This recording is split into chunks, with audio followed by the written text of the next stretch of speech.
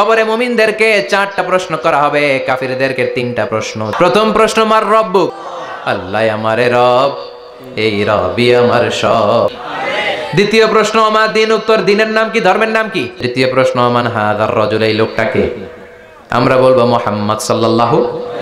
3টা প্রশ্নের উত্তর যখন আপনি কবরে করে দিতে পারবেন, অতিরিক্ত একটা প্রশ্ন, ওয়ামা ইলমুক, এই যে 3টা প্রশ্নের উত্তর পাল্লা, কেমন করে উত্তর জানলা, কোত্থেকে শিখেছো, নকল করে আনছো কাফনের কাপড়ে। What is the source of your knowledge, তথ্যসূত্র কি। আপনাকে বলতে হবে কোরআন থেকে আমি শিখেছি, বিশ্বনবীর হাদিস থেকে আমি শিখেছি। 4টা প্রশ্নের উত্তর যখন পারবেন, ফেরেশতারা বলবে আহলান সাহলা, ফায়ুফসাহু লাহু কবরুহু 70 যিরাআন, মুমিন বান্দার কবরটা 70 হাত লম্বা করে দেয়া হবে। ইফতাহু লাহু বাবুন ইলাল জান্নাহ, জান্নাতের দিকে তার কবর থেকে একটা দরজা বানিয়ে দেয়া হবে।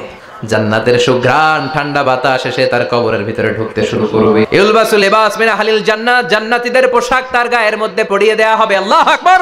আর বলা হবে, নাম কানাউমিল আরুস, বাসর রাতে বর যেমনি কনেকে নিয়ে ঘুমিয়ে যায়, তুমিও একটা ঘুম দাও।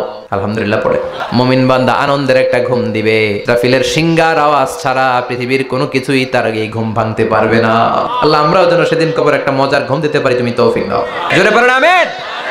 এবার বামপন্থী নাস্তিক আর কাফেরদের পালা, আলেম ওলামাদের শত্রুদের পালা, ইসলামকে যারা বিজয়ী শক্তি হিসেবে মানতে পারে নাই তাদের পালা। চিল্লা এখন ঠিক কিনা। ওদেরকেও একই প্রশ্ন, রব কে। আমাদের উত্তর আল্লাহ। ওরা বলবে আমি কিচ্ছু জানি না, আমি সব ভুলে গেছি, আমার মাফ করে দেন। এরকম ডাকাইত আছে না নাই। প্রশ্ন, আমার দিন, তোমার ধর্মের নাম কি। আমার ধর্ম নাই, আমি খালি দুনিয়া কে মজা লেলো, দুনিয়া তোমারই হ্যায়। আমি শুধু মৌজ মাস্তিতে ব্যস্ত ছিলাম, আমার দুনিয়া নাই, দিন নাই, সবকে আমি জানি না, ধর্মকে জানি না। বিশ্বনবীর চেহারা দেখিয়ে বলা হবে এই লোকটাকে, কয় জানি না। ফেরেশতারা বলবে দাঁড়া, আমরা জানি, তোর সাথে কেমন আচরণ করতে হবে আমাদেরকে ট্রেনিং দিয়েছে কে। এবার শুরু হবে মাইর। ফায়ুদরাবু বিমা তারিকা মিন হাদিদ, লোহার হ্যামার দিয়ে শুরু হবে মাইর। এক একটা হ্যামারের বাড়িতে মাথাটা ফেটে চূর্ণ বিচূর্ণ হয়ে যাবে, ওর চিৎকারে কবরস্থানটাও থারথার করে কাঁপবে। আবার জামিনকে বলা হবে ইলতাইমি, চাপা দে। জামিনে ঢুকে যাওয়ার পরে জামিনের এই পাশ থেকে একটা চাপা, মাটি চাপা, বাম দিক থেকে মাটি চাপা, 2 চাপায় ডান দিকের পাজর বায়ে চলে যাবে, বাম দিকের পাজর ডানে চলে আসবে, ওর চিৎকারে কবরস্থানটা থারথার করে কাঁপবে। আল্লাহ এই ধরনের পরিস্থিতি থেকে তুমি আমাদেরকে বাঁচাও।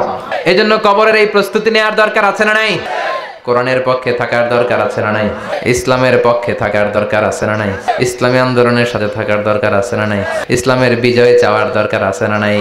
যে লোক ইসলামের বিজয় চায় না, যে লোক চায় না ইসলাম দিয়ে দেশ শাসিত হোক, যে লোক চায় না কোরআনটা সংসদ ভবনে নেতৃত্ব দেখ, তার অন্তরে ঈমান থাকতে পারে নাকি। যে ঈমান প্রয়োজনে জ্বলে ওঠে না, যে ঈমান সত্য ন্যায়ের কথা বলে না,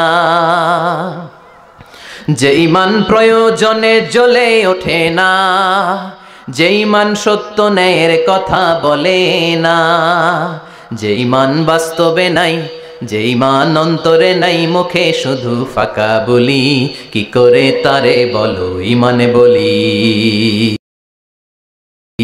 কি করে তারে বলো ঈমানে বলি, কি করে তারে বলো ঈমানে বলি। ঠিক যে ঈমান দিন কায়েমের আন্দোলনের ধার ধারে না, যে ঈমান লেবাসধারী কোরআন হাদিস তাও পড়ে না, যে ঈমান খাজার নামে মাজার করে ফুলুস কামায়। আছে না নাই? উখিয়াতে নাই? উখিয়াতে মাজার আছে নাকি? সাগর পারে এগুলো থাকে, এগুলোর সাথে ইসলামের সম্পর্ক আছে? কথা বলেন আছে?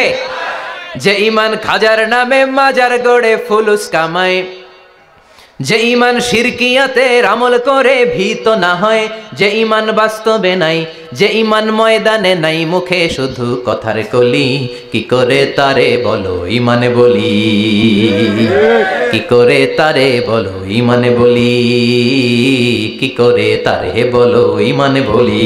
চিল্লায় বলেন ঠিক কিনা।